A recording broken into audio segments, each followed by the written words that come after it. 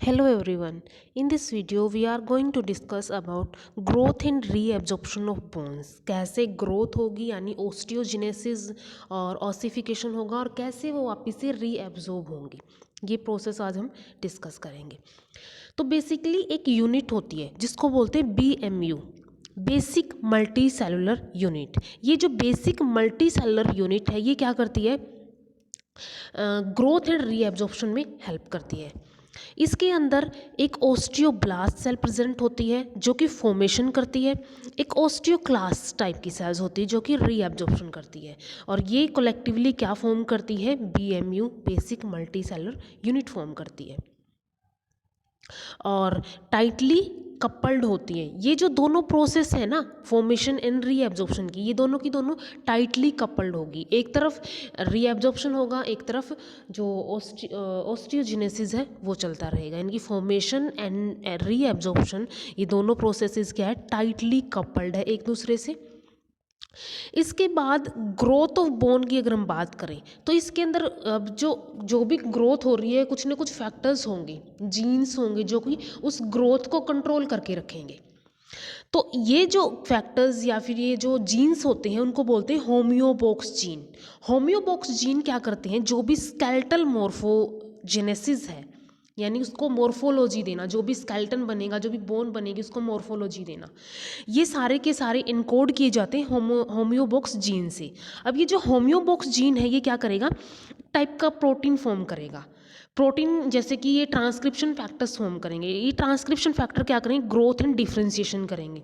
First तो growth करेंगे, growth होने के बाद जो फाइनल उनको फंक्शन असाइन करना है, डिफ्रेंशिएशन करना है कि इस सेल को ये काम करना है, ये काम किया जाएगा जो कि होम्योबॉक्स जीन के थ्रू किया जाएगा। कैसे फंक्शन करते हैं होम्योबॉक्स जीन, पहले ही क्या करते हैं, जो एक्सप्रेशन होता है इनका जीन्स का, ट्रांसक्रिप्शन फैक्टर्स का जो एक्सप्रेशन होगा वो प्रोड्यूस करेगा एक लोकलाइज सेलुलर कंडेंसेशन को। अब इस जो लोकलाइज सेलुलर कंडेंसेशन है किसी भी स्पेसिफिक मेसेंकाइमल सेल्स का होगा, कहाँ पे होगा, जहाँ पे भी फ्यूचर बोन बननी होगी। एग्जाम्पल की अगर हम बात करें, जैसे कि क्रेनियल फेसियल स्केलेटन जब फॉर्म होता है उस टाइम पे जो मेसेंकाइमल सेल्स हैं वो डिराइव की जाती है क्रेनियल न्यूरल क्रेस्ट से, जो क्रेनियल न्यूरल क्रेस्ट है उससे की जाएंगी। तो ऐसे ही क्या होगा, अलग अलग जो सेलुलर कंडेंसेशन है या फिर मेसेंकाइमल सेल्स है वो अलग अलग जगह से आएगी, जो भी फ्यूचर बोन बननी है उसके लिए। नेक्स्ट क्या होगा, अब फर्स्टली जब भी बोन बनती है, जब बोन बनेगी तो वो क्या करेगी, कार्टिलेज मॉडल या फिर एनालेज की तरह फॉर्म होगी। फर्स्टली जो कोई भी बोन बनेगी उसको हम बोलेंगे कार्टिलेज मॉडल या फिर एनालेज। अब इसके बाद क्या होगा, जब 8th वीक ऑफ जेस्टेशन आएगा, जो भी 8th वीक आएगा उस टाइम पे क्या होगा, एक प्रोसेस होती है एनकोंड्रल ओसिफिकेशन। जो एनकोंड्रल ओसिफिकेशन है वो होनी स्टार्ट हो जाएगी, यानी कि जो एनकोंड्रल बोन्स है वो बननी स्टार्ट हो जाएगी। एनकोंड्रल बोन्स के बारे में हमने डिस्कस किया था, कार्टिलेजिनस या फिर रिप्लेसिंग बोन्स बोलते हैं, और ये बेसिकली कहाँ इनका ओसिफिकेशन होता है, डायरेक्टली ऑन द कार्टिलेजेस। जो भी कार्टिलेजेस होती हैं उनसे डायरेक्टली इसका ऑसिफिकेशन होता है। तो यहाँ पे क्या होगी, एनकोंड्रल ऑसिफिकेशन होगी। एनकोंड्रल ओसिफिकेशन कहाँ पे होगी, जो भी सेंटर है कार्टिलेज मॉडल या फिर एनालेज का, इसके सेंटर में होगी। तो सेंटर में जो कार्टिलेज मॉडल है उसके सेंटर में जो भी ओसिफिकेशन है, एनकोंड्रल ओसिफिकेशन है, वो होनी स्टार्ट हो जाएगी। अब इसके अंदर चेंजेस क्या आएंगे, ओसिफिकेशन होने के बाद कुछ डिग्रेटिव चेंजेस आएंगे, डिग्रेड होना स्टार्ट हो जाएंगे, कुछ भी वहाँ पे डिग्रेटिव चेंजेस आएंगे। इन डिग्रेडेटिव चेंजेस के बाद मिनरलाइजेशन होगी वहाँ पे, और लाइसिस होगी ओस्टियोक्लास्ट टाइप सेल से। पहले भी हमने BMU के अंदर पढ़ा था कि जो ओस्टियोक्लास्ट है वो रीअब्जॉर्प्शन करेंगी, तो जो भी लाइसिस होगा वो भी क्या होगा यहाँ पे, ओस्टियोक्लास्ट टाइप सेल से, उनसे ही क्या होगा यहाँ पे, रीअब्जॉर्प्शन होगा। तो इसके बाद ये जो यहाँ पे डिग्रेडेटिव चेंजेस आए हैं वो क्या आए हैं, सेंटर में, centre of the cartilage model. ये क्या करेंगे, अपवर्ड एंड डाउनवर्ड दोनों की तरफ मूव करेंगे, बोन के अपवर्ड भी और बोन के डाउनवर्ड भी, दोनों तरफ क्या करना स्टार्ट कर देंगे, मूवमेंट करना स्टार्ट कर देंगे। अब ये जब अपनी डाउनवर्ड और जो भी चेंजेस हैं वो आएंगे, अलाउ करेंगे in growth of blood vessels and osteoprogenitor cells. जो ब्लड वेसल्स हैं एंड ओस्टियोप्रोजेनेटर सेल्स हैं उनकी फॉर्मेशन में, उनकी इन ग्रोथ में हेल्प करेंगे, जो कि कौन प्रोवाइड करवाएगा? ओस्टियोब्लास्ट प्रोवाइड करवाएगा। इसके बाद क्या होगा? फाइनली ओस्टियोप्रोजेनेटर सेल से ओस्टियोब्लास्ट बन जाएगी और ओस्टियोब्लास्ट से क्या हो जाएगी? बोन की कंप्लीटली फॉर्मेशन हो जाएगी। अब ओसिफिकेशन के लिए भी दो सेंटर होते हैं। एक होता है प्राइमरी सेंटर ऑफ ओसिफिकेशन, जो होता है मिड शाफ्ट और डाइफाइसिस के अंदर। जो शाफ्ट होती है या फिर डाइफाइसिस होता है बोन का, उसके अंदर क्या होता है? Primary centre of ossification.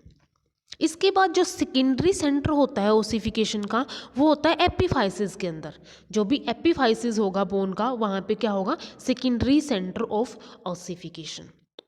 अब इस ओसिफिकेशन के बाद क्या होगा? यहाँ पे कुछ सेल्स होंगी जिनको बोलते हैं कॉन्ड्रोसाइट सेल्स। अब ये जो कॉन्ड्रोसाइट सेल्स हैं ये ट्रैप कर ली जाएंगी और जो सेंटर ऑफ ओसिफिकेशन है उसके बीच में ये ट्रैप कर ली जाएगी, जिसको बोलेंगे ग्रोथ प्लेट।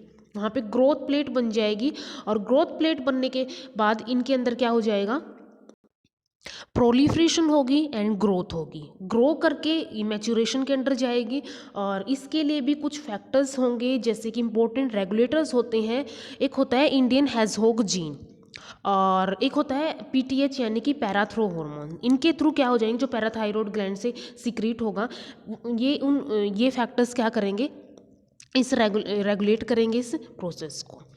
इसके बाद क्या होगा? सबसे फर्स्ट जो बोन बनी थी वो कोर ऑफ कार्टिलेज से कवर कर ली जाएगी, जिसको बोलेंगे प्राइमरी स्पोंजिया। जो ग्रोइंग बोन है वो पूरी की पूरी कवर कर ली जाएगी एक लेयर ऑफ बोन से, जिसको हम बोलते हैं, ये लेयर क्या होती है? कार्टिलेज लेयर होती है। इसको हम बोलते हैं प्राइमरी स्पोंजिया। अब प्राइमरी स्पोंजिया बन चुका है, इसके बाद क्या होगी? इलोंगेशन होगी, इसकी इलोंगेशन होगी और ये बन जाएगी, रिप्लेस कर दी जाएगी डर्मल बोन्स के अंदर। तो यहाँ तक डर्मल बोन बन चुकी है। अब ये जो डर्मल बोन्स है वो इंट्रामेम्ब्रेनस ओसिफिकेशन, ये अलग अलग प्रोसेसेस होगी, या फिर जो बोन्स होती हैं उन कई बोन्स के अंदर क्या होता है? डिपोजिशन होती है न्यू बोन मटेरियल की प्री एग्जिस्टिंग सरफेस के ऊपर ही, उसको बोलते हैं एपोजिशनल ग्रोथ। वो उस पहले जो पोजीशन वहाँ पे जो भी बोन प्रेजेंट है उसके ऊपर ही ग्रोथ होगी। इसके बाद नेक्स्ट होगा रीएब्जॉर्प्शन ऑफ बोन, कि बोन का रीएब्जॉर्प्शन कैसे कैसे हो सकता है। जो बोन्स हैं वो एक्ट करती हैं as storage house of calcium. Calcium इसके अलावा कंटेन करती है calcium in the form of mobilizable calcium salt. जो मोबिलाइजिंग फॉर्म होगी उसकी फॉर्म में क्या करती है? रखती है अपने पास।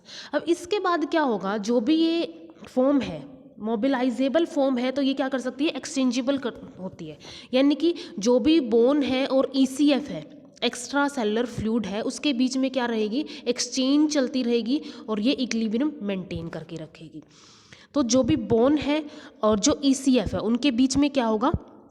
इक्विलिब्रियम रहेगा, इक्विलिब्रियम में रहेगा। यानी कि अगर इस साइड डेफिशिएंसी होती है कैल्शियम की तो वो इधर से आ जाएगा, अगर इस साइड डेफिशिएंसी होती है कैल्शियम की वो इधर से आ जाएगा। तो ये अपने आप आपस में क्या करती है? इक्विलिब्रियम मेंटेन करके रखती है बिटवीन एक्सचेंजेबल कैल्शियम जो कि बोन के अंदर प्रेजेंट है और जो कैल्शियम एक्स्ट्रा सेलुलर फ्लूइड्स के अंदर प्रेजेंट है। अब हमने बोल दिया कि जो डेफिशिएंसी है वो ईसीएफ के अंदर हो गई है, एक्स्ट्रा सेलुलर फ्लूइड है उसके अंदर डेफिशिएंसी हो गई है। तो डेफिशिएंसी होने के बाद क्या होगा? जो भी बोन्स के अंदर कैल्शियम स्टोर है वो क्या होगा? वो ईसीएफ के अंदर मूव करना स्टार्ट कर देगा। और किसकी हेल्प से मूव करेगा? ओस्टियोक्लास्ट सेल की हेल्प से। जो भी बोन रीएब्जॉर्प्शन करती हैं वो क्या करना स्टार्ट कर देंगी? रीएब्जॉर्ब करना स्टार्ट कर देंगी और यहाँ पे क्या होगा? इसके अलावा बोन रीएब्जॉर्प्शन होगा। तो ओस्टियोक्लास्ट की हेल्प से जो बोन रीएब्जॉर्प्शन है वो हो जाएगा। अब इसके अंदर कुछ स्टेप्स आते हैं बोन रीएब्जॉर्प्शन के टाइम पे। फर्स्टली क्या होगा? जो भी ओस्टियोक्लास्ट सेल है वो कुछ विलस लाइक यानी विलाई लाइक प्रोजेक्शंस, ये जैसे कि यहाँ पे विलाई लाइक प्रोजेक्शंस है वो भेजेगी। बोन की तरफ, इस साइड बोन होगी तो बोन की तरफ वो जो प्रोजेक्शंस हैं वो भेजी जाएंगी। इसके बाद क्या होगा, ये जो बोन है, ये जो बॉर्डर है वो इसके एडजेसेंट ही प्रेजेंट है बॉर्डर के। जो विलाई है वो दो टाइप के सब्सटेंसेस सीक्रेट करेगी। एक हो सकता है प्रोटियोलिटिक एंजाइम, फर्स्ट होगा प्रोटियोलिटिक एंजाइम जो कि लाइसोसोम्स रिलीज करेगा ओस्टियोक्लास्ट के लिए, और जो भी ऑर्गेनिक मैट्रिक्स होगा बोन को उसको क्या कर लेगा, ये डाइजेस्ट कर लेगा अपने अंदर। सेकेंड टाइप यहाँ पे एसिड सिक्रीट हो सकते हैं, जैसे कि सिट्रिक एसिड, लैक्टिक एसिड। ये कहाँ से सिक्रीट होंगे, माइटोकॉन्ड्रिया एंड सिक्रीटरी वेसिकल्स जो है ओस्टियोक्लास्ट के जो सिक्रीटरी वेसिकल्स हैं, माइटोकॉन्ड्रिया है, वहाँ से क्या होगा, एसिड सिक्रीट होंगे, और ये एसिड्स क्या करेंगे, जो भी बोन साल्ट्स हैं उनको डिसोल्व करना स्टार्ट कर देंगे। इसके बाद क्या होगा, ओस्टियोक्लास्ट सेल जो है वो फैगोसाइटाइज्ड हो जाएंगी, यानी उनका फैगोसाइटोसिस हो जाएगा माइन्यूट पार्टिकल्स के अंदर, बोन मैट्रिक्स के अंदर। ये बोन मैट्रिक्स है तो यहाँ पे क्या हो जाएगा, इसका फर्दर इसकी फैगोसाइटोसिस हो जाएगी और डाइजेस्ट कर लिए जाएंगे एंड फाइनली जो है ब्लड के अंदर रिलीज कर दिए जाएंगे। तो होगा क्या यहाँ पे, फाइनली ये क्या कर दिए जाएंगे, लिबरेट कर दिए जाएंगे जो भी मैट्रिक्स है उसके अंदर। फिर ये वापस से क्या होंगी, प्रोलिफरेट होंगी और ये फॉर्म करेंगी ओस्टियोप्रोजेनिटर सेल्स। ओस्टियोप्रोजेनिटर सेल्स बनने के बाद इनके अंदर प्रोलिफरेशन एंड मैच्योरेशन होंगी और ये क्या फॉर्म कर लेंगी, एक्टिव ओस्टियोब्लास्ट सेल्स फॉर्म कर लेंगी। अब ये जो ओस्टियोब्लास्ट सेल्स है इनका काम क्या है, बोन फॉर्मेशन का, तो ये बोन फॉर्मेशन करेगी। इसके बाद ये सरफेस ओस्टियोब्लास्ट बनाएगी और इसमें भी कुछ फैक्टर्स होते हैं जैसे कि मैकेनिकल फैक्टर, हार्मोन्स, साइटोकाइंस जो कि यहाँ पे हेल्प करेंगे। तो ये क्या बना लेगी, जो सरफेस ओस्टियोब्लास्ट है बाद में क्या बना देगी, ये मीडिएटर होती है ओस्टियोक्लास्टोजेनेसिस का, यानी जो भी ओस्टियोक्लास्ट सेल्स है वो कहाँ से बनेगी, ओस्टियोब्लास्ट से ही बन रही है।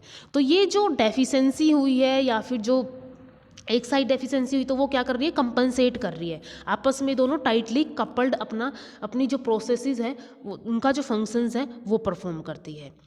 इसके बाद जो ओस्टियोक्लास्ट और ओस्टियोब्लास्ट सेल्स है, बहुत सारे ग्रोथ फैक्टर्स जैसे हमने भी डिस्कस किया था कि मैकेनिकल फैक्टर हो सकते हैं, साइटोकाइंस हो सकते हैं, सेल सरफेस रिसेप्टर हो सकते हैं, यहाँ पे थे जैसे कि सरफेस ओस्टियोब्लास्ट, या फिर कुछ हार्मोन्स होते हैं जैसे कि पहले ही बताया था, पैराथायरॉयड हार्मोन हो गया, PTH, विटामिन डी, साइटोकाइंस और एक्स्ट्रा सेलुलर मैट्रिक्स प्रोटीन्स हो सकते हैं जो कि ओस्टियोसाइट्स को डिफ्रेंशिएट करेंगे फर्दर।